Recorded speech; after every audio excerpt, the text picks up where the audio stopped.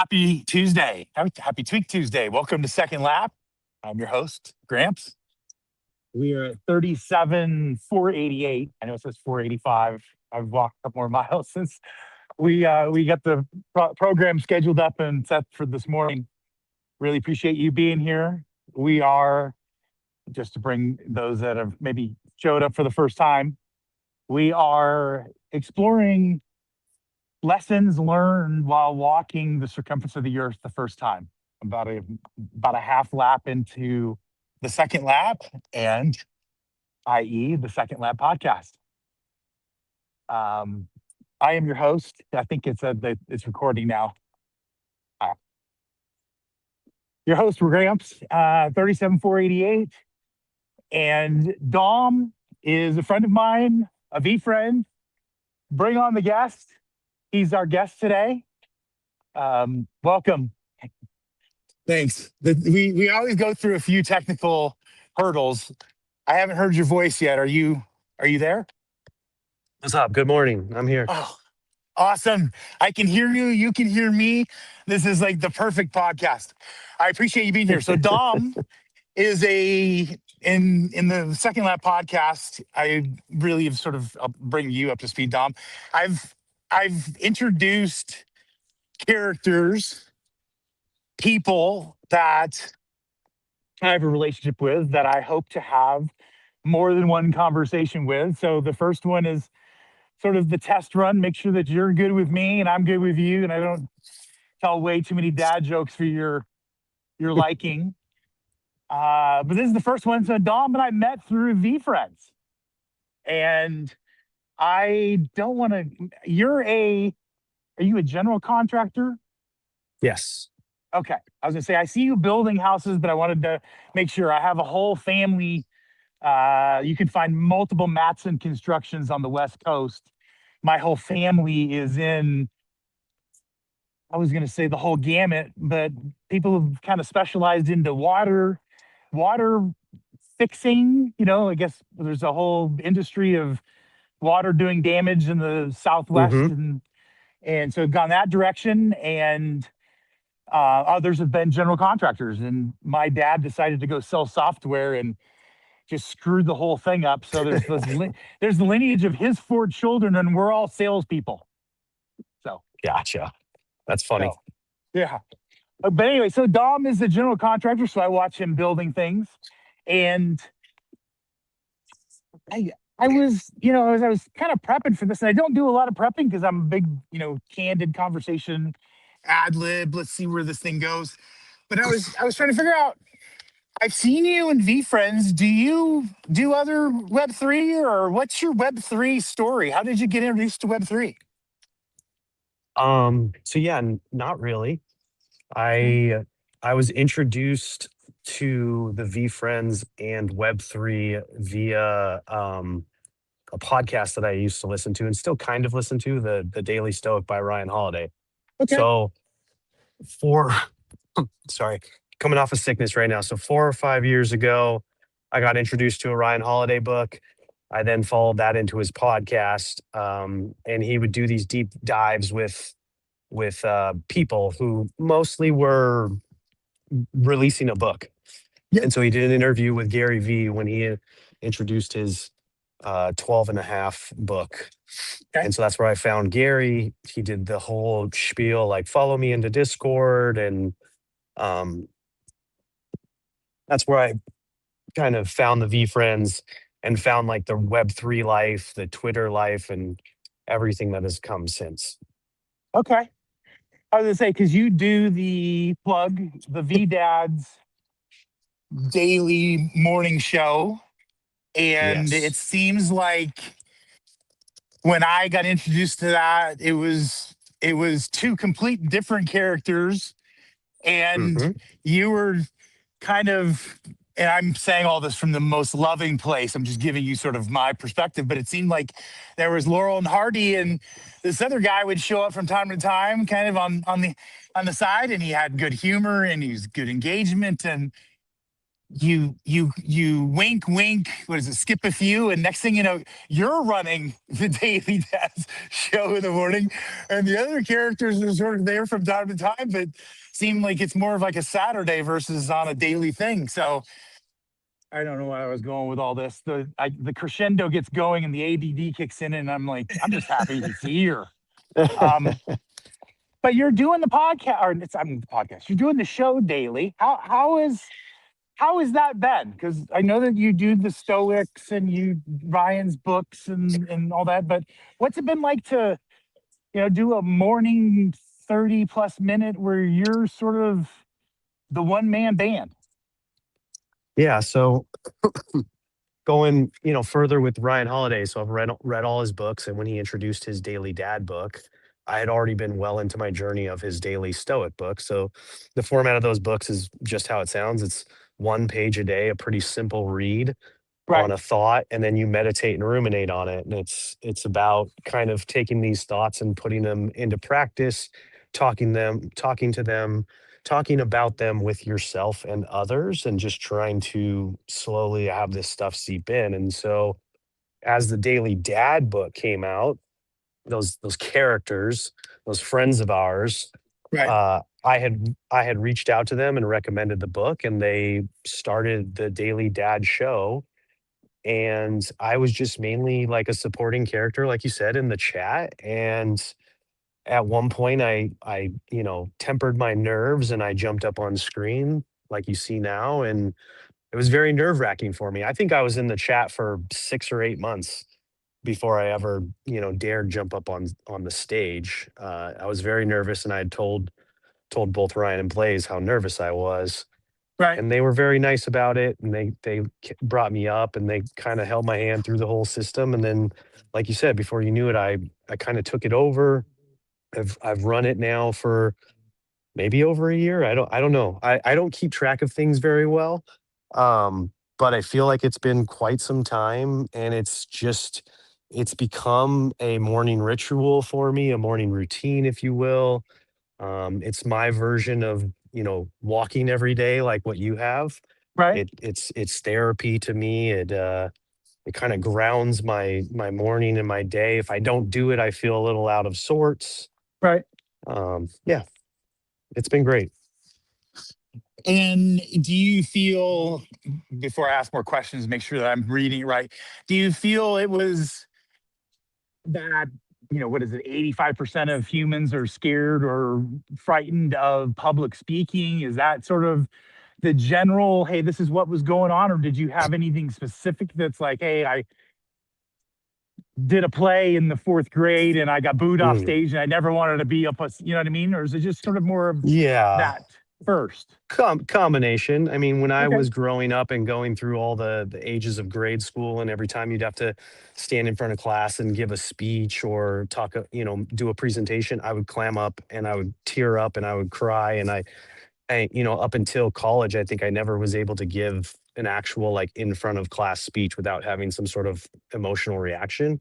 And I don't Right. know what that's from specifically in my childhood. Um, but it was just always something that was difficult for me to public speak. And so getting up there was nerve wracking.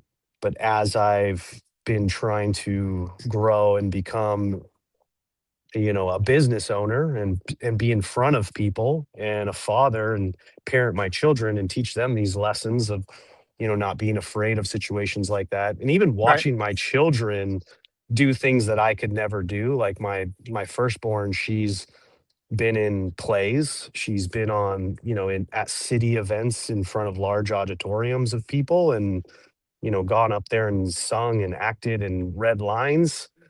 Right. So I've even learned from my own children, like, how not to be nervous and shy and quiet and in the shadows. It's great. I think it's the beautiful thing of kids and grandkids and all is if you're open, you can learn lessons anywhere. Like just be Yep. open to that being a possibility. Well, I think I've asked you enough questions on your road to getting to where you are. If anybody hasn't bookmarked it or checked it out, the VDad show, I watch via Twitch just because there's the couch and there's a group and there's people that are interacting. Every time I try and do an interaction with anybody that's live on X, it just doesn't seem like I ever get Yeah. good feedback. So anyways, so use Twitch and follow and enjoy the morning show.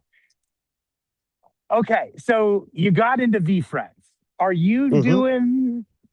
doing the cards where you try and beat the other guy and like the TCG or whatever they call it? Are you into that stuff? The games, no, not really. No, not really. Card games have never been my thing. Okay, that's fair. I've collected some and I've got a few, and it's mostly just, as you said, I've been a lifelong Gary fan, and I don't think I've caught up to what he's given me back yet in what I've given to him. So I was just curious if you're doing the cards, because I know there's an event here in Texas this month, and Yeah. I'm trying to get there, and it's also like our daughter's birthday, and they're coming into town and a bunch of other stuff. So just I didn't know if I was going to see there. As we talk through this, and you talked about business owner, do you feel that your sort of, because you call it public speaking, has helped you with conversations with customers and people that you've had to possibly have had more of a hard conversation?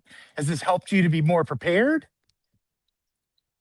Yeah, definitely. I mean, just in the sheer like the content that we speak about on the show every morning is more along the lines of parenting, life, children, lessons learned, vulnerability, like talking about our past lives. And I feel like that's actually opened me up quite a bit to where I've had some of more of those conversations with clients and people that I work with, allowing me to get to a deeper relationship and meaning with those people around me. Whereas prior to that, it would be, you don't mix business with personal, you just business is business and you don't go any deeper. And, when it comes time to part ways, it's easier. When it comes time to yell at someone because they made a mistake, it's easier. So I feel like it's given me a lot, like a much better way to be a boss or a business owner or a client manager. I get it. No, I was gonna say it's eye opening, and it's Yes. the word I would use is perspective. Mhm. Understanding that three people look at a situation and give you three different outcomes, and or with three different visions of what they see, even though it's only one scene. And I'm always amazed when they say that eyewitness testimony is the most unreliable, because people just like make up shit in their Yeah. head and throw it out. And anyway, so okay, so it has helped you there, and you talked about the show, you talked about the book. What do you think is the biggest like lesson, if you were to boil it down, because you were a big Ryan Holiday fan, and I'm a fan. I've read a couple of his books, and I've read, I'm trying to think of the Laws of Power, the guy that he worked Robert Greene. for. Yes. I've read his couple of his, listened, all of them are Audible. It's changed my Yeah. life. So I've listened to those. What do you think is the trait? So I'm going to give you mine. Mine is my freedom came from understanding that your, meaning anybody outside of me, opinion of me is none of my business. Yeah. Basically, I'm responsible for how I feel about myself, not you. Yep. What do you think is the biggest lesson you learned from reading all of his books and listening to his podcasts? Is it we're really small and insignificant? What do you think is your biggest lesson? Huh. I mean, definitely what you said is one of the biggest ones. Like knowing what's in your control and what's not in your control, so that you only control, your actions. You Right. only control your responses and emotions to other people's actions, but you don't control their actions. You don't control their responses to your actions. That's definitely the biggest thing, the biggest lesson in Stoicism in general. And then the other thing I'd probably say is going back to what you said earlier, which is perspective, is just ever since I've, caught this bug of Ryan Holiday, reading Stoicism, V Right. Friends, all that stuff, it's just opened my eyes to the variety of perspectives out there that, like, I was very short-sighted and closed-minded on before, in that, everybody has a story. Everybody, like you said, sees things differently. Where I may see my, subcontractors being late and messing up my schedule and be thinking only from my perspective, there's always a side to it where, their wife was injured, their kid got sick, there's, you like to call it an excuse, but in reality, that's their whole world. Like, if their wife is sick or injured and their kids are sick, nothing else matters. Like, your Yep. schedule, your house getting finished, and so my eyes being open to that and having a deeper, truer understanding of that situation as I, talked with more and more people in the V Friends community and on the Daily Dad Show, Right. um, it's just helped me, like, understand that. It's helped me emphasize that. It's helped me relay that to my clients, to give them a better understanding of, like, yeah, your job's behind schedule, but it's not just because we're lazy or we're bored or we're, doing it to piss you off. Like, Right. Right. there were national emergencies, like there was this, there was that. Like, yes, they sound like excuses, but in reality, it's just life. It's just life being life.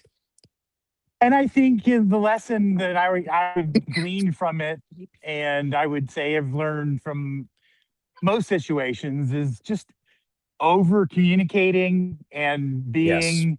being as transparent as a window with no coverings as you can, because everybody understands that everybody has a story. Once they're mature enough, like I would say, or maybe it's Naval says, everybody has two lives until you realize you only have one.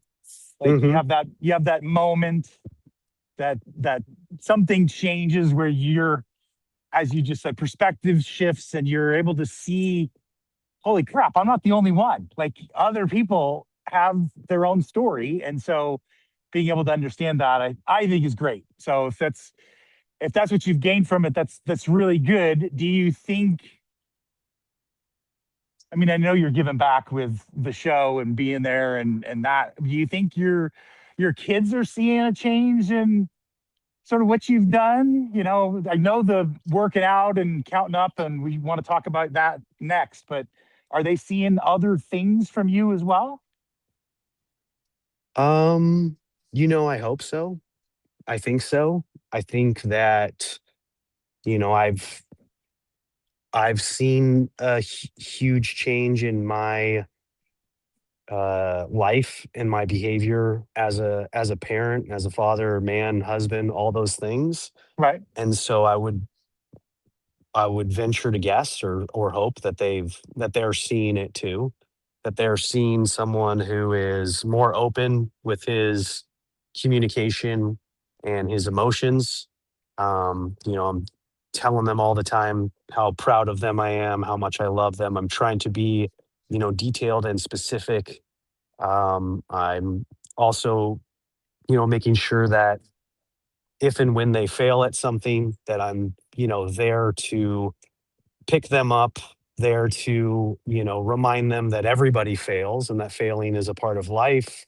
Here's a couple of ways dad has failed in his lifetime. And, if if you think that, one failure or even 100 failures is going to matter, like, I've had 100 failures plus, and I still feel like I'm, as happy as I can be, as lucky as I can be, because I just have, I just have people in my life. Like, I have my Right. wife and I have my kids. So, even if my business were to fail, I'd still have them.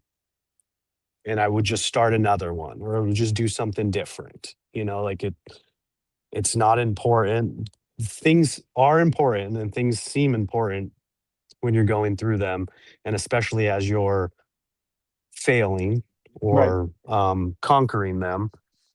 But at the end of the day, like there's still just those core things that really matter.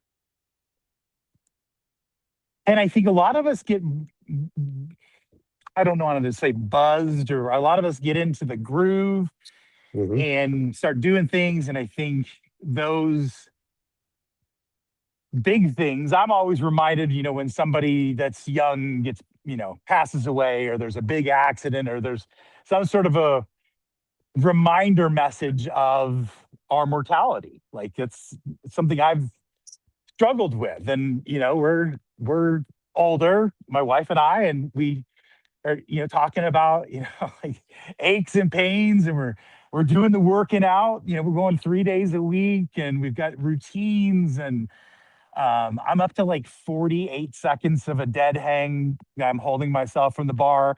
I think I could do a little longer, but I also got a shoulder injury that I'm sort of nursing back by saying I'm strong, even though my shoulder like barks every time when I'm trying to do it.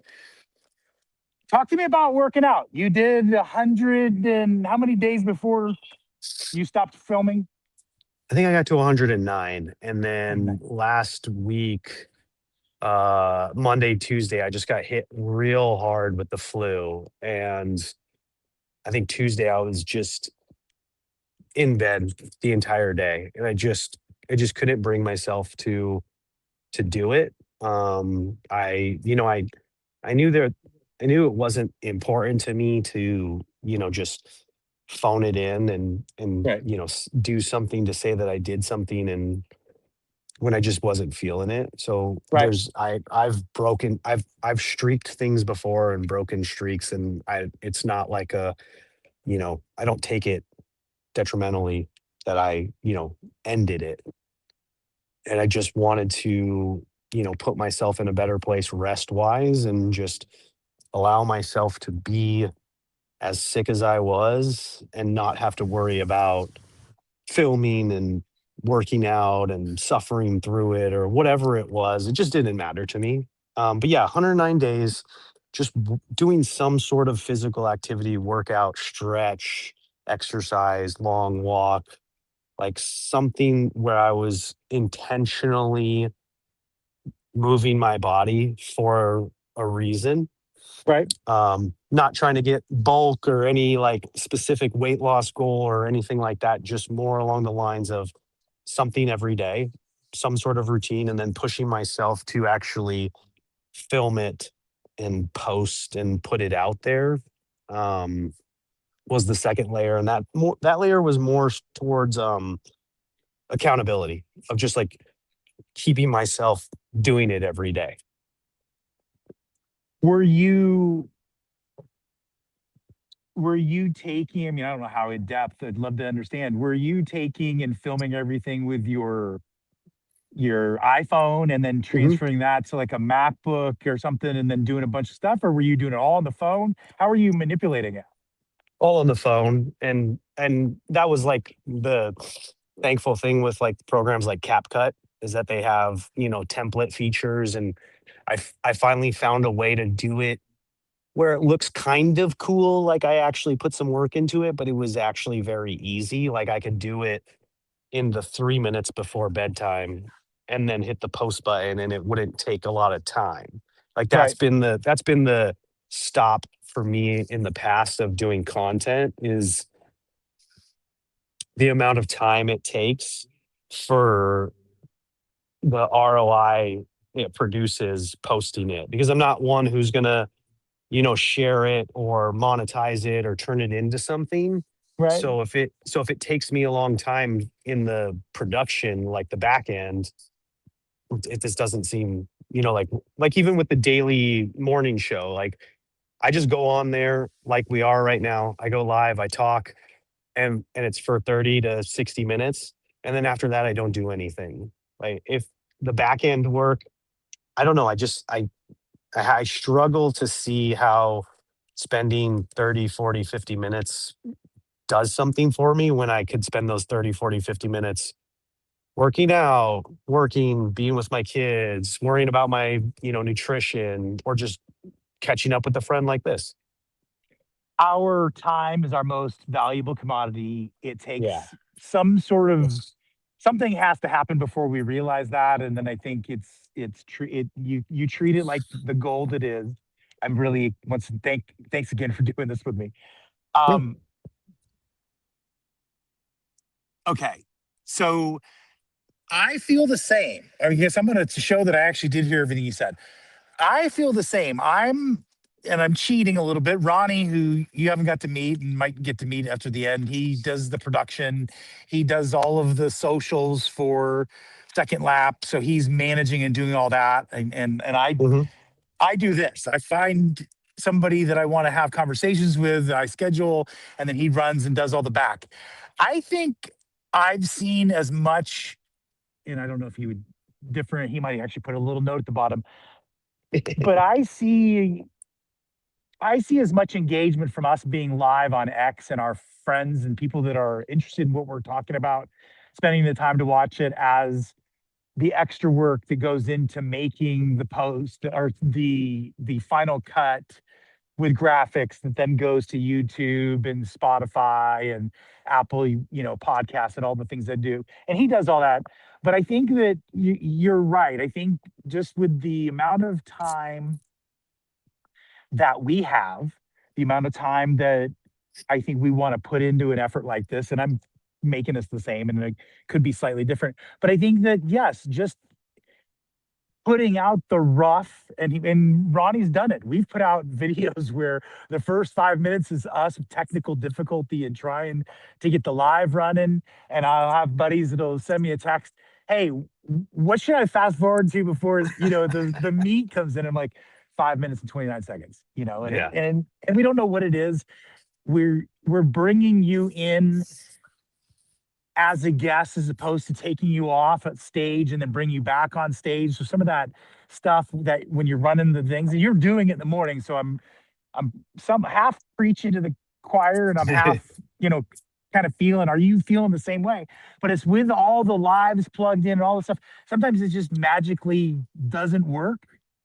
And um and I don't think that's so bad. And we're not editing those things out. That was where I was trying to get to is you're right. Yeah. I don't think that a lot of that stuff makes a lot of sense. So I do a quick 60-second video I'm doing for Ronnie. It's called Video a Day for Ronnie.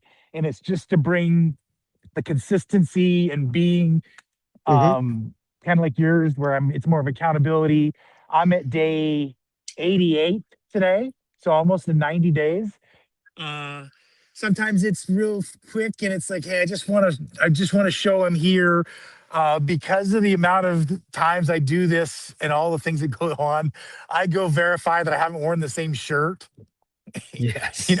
2 days before Yes. or 3 days before. So I've got those kind of things where it's like, sometimes if you're not careful and you see me, I actually am wearing the same shirt from the day before because I put it on just as I was doing the video. And then I get in bed and I put it back on because I'm old guy. I appreciate the person that does the laundry. I'm a guy that does the laundry half the time. So I'm, trying to make sure. And anyways, I'm going down a deal. Was there anything that you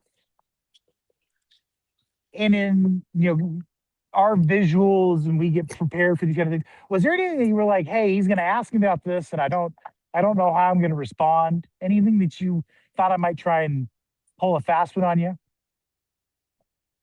Um, I mean, It's okay to say no. I So didn't know if you were going to start asking me about my walking, my walking lately or my records or where I'm at or the last time I actually did a mile or anything. I mean, it's been forever. The whole time I was doing the workout, I, was wearing my watch, but it was mostly to track the workout and mostly my sleeping habits. I switched it over to, just making sure it was charged at night to track my sleeping because I was curious if anything would change. right. Um, but as far as like steps, I've been off that path for a while. Walking for me when we were doing the challenge, um, it was great. It had it added a lot of value, but the goal of hitting a certain number of steps a day also added a lot of pressure that put me in some tricky situations where I would have to space out meetings or job walks more than I wanted to, or I'd have to work later um, because I would, add a 1 hour walk in the middle of the day, or, it'd be, too much pressure on the weekends because on the weekends I tend to just like sit at home and hang out and just do stuff and like to go on a walk. Like the wife and kids never wanted to go on a walk. My Right. wife is more of a treadmill person. Um, Funny enough, she's in a lot of like Facebook walking challenges over the last year. She's in like four at once, Right. and she's been upping her game as the years progressed. And she like puts everybody to sleep at night, and then she goes to the gym and puts in like 5K. Okay. Um, which is wild. 5,000 steps, I meant, not 5K. I don't know if there's a difference, but there is. It's not that far actually. The distance is not as far as you would think. I was gonna say 10,000 for me is like, what is that, 5 miles, 4.5 miles? Yeah. Anyways, yeah. That's it, it would make it easier for you if that's something that she starts doing. I know that we've talked about it when we did our podcast, but my bride and I, we've talked about, she's, hey, were we walking buddies? Like she didn't even know if I wanted to be your boyfriend kind of thing when we started. And we've continued on, and she's cycled up, and she competes with me. Like if she sees me get busy and I'm traveling and I can't for something, whatever, she'll point out, hey, go look at your thing. I beat you this week, So she's ultra competitive. And so that, helps it. I think doing the 3.5 years where I had to do 84 miles in a 7-day period Yeah. made it such that, I'm told you need to go for a walk. You're acting the equivalent of the Snickers guy. Hmm. And so I hear that, and I think you're right. I think I don't know if I'm feeling like I have to defend it, so I'm not defending it at all. I would say that you're absolutely on point with it requires coordination, it requires logistics, it requires, I mean, it's like I want to say it's like its own mini business where in order to fulfill these sort of things, I had to book calls certain times and I would block certain things out and I would use Outlook's I can't remember what it's called, but there's a deal where it will block out 2 hours a day randomly based on what you already have so that Okay. you can do things. I think I'm gonna give myself an accountability thing. I I've been trying to come up with a way to come up with an application that's called timeouts. I actually own the application name, but force you into a way that as a human, if you are somebody that gets locked into a screen or gets stuck doing the repetitive business that you do, whatever it happens to be, if it's hitting a nail, but you are forced to stand up and move around and do something to Yeah. give yourself a timeout from that redundancy that or sitting over a keyboard, or the, what do they call it, carpal tunnel, just something that gives you a break from that. And yes, I'm trying to make sure that I come back to the original point. Yes, it takes a lot of time. So yeah, I appreciate what you're saying, and I hope, my hope for you is that the euphoria that I saw from the challenge of getting those extra steps in, that you're able to figure out how to, you know, get a couple extra steps in every day just to sort of get that mental. For me, it's still brain. It's all brain. Like Yeah. it's not the muscles anymore. It's just like getting the cobwebs out and the focus to, I'm doing something so much that I can do something else, like listen to a book or talk to you or whatever, that allows me to be more better. I don't know if that's even a way to say it. It allows me to be better at something because I'm giving myself that 10,000 a day or whatever it is. Yeah, I think that step challenge, along with a bunch of the other stuff that I've been doing, has helped me realize that I can find that I can find that euphoria, that clear-headed moment, that like peaceful reset, um, in many different ways. One of them being walking. Definitely walking within nature, barefoot in the sand and the grass, going through the mountains, like, in peace and serenity near water. The other is, in just a meditation, whether that be, just in a bedroom or in my car, again, kind of quieting out the noise of the phone and social media and everything going on. The other is in conversation, um, relationships, friendships, stuff like this.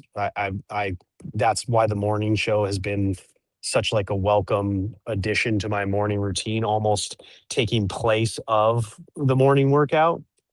And then the workout, just a simple stretch, getting in there and just really, stretching for 15, 20 minutes, or Right. actually like getting a pump and a sweat going on, like just finding ways to, like you said, put down your phone, get out of your stressful business mindset, get out of your, stressful, chaotic home, laundry, kids, whatever it is, Right. and, do something just for you or primarily for you. That's kind of been a real helpful kind of journey I've been on the last year or two. I hear you. I think there's a lot of stereotypes and things that have been said that have caused people to think that, me time or alone time or reset time. I go back and I listen to I'm going to relate it to the guy that talks about, hey, I'm going to go chop wood. I get 8 hours a day. Well, I spend 4 hours a day sharpening my axe so that the other 4 hours I'm twice as productive as if I just tried to beat the Yes. shit out of it for 8 hours straight. Right. And I think, the lessons of learning what a sprinter does versus like marathoner and, looking at one versus the other at the end, it's like, man, I want to look like Usain Bolt. I don't want to look like the guy that just ran 26.2 and crapped his pants and can't feel his feet. And you know what I'm saying? I just feel like I want to learn those lessons. I think we're better for our family, as you've said. I think we're better Yeah. for our business. I think we're better for society by doing things where we just, I don't know, realize 24 hours is a long time. And it's also, it goes by to, it just feels like, Yes. yes. Definitely. So I appreciate you doing this. I hope you've not been wounded and that you'll come back and we will talk again. And Oh yeah. I really appreciate your perspective and you taking the time to be here. Yeah. Thank you, man. Thanks for inviting me. It was a good time.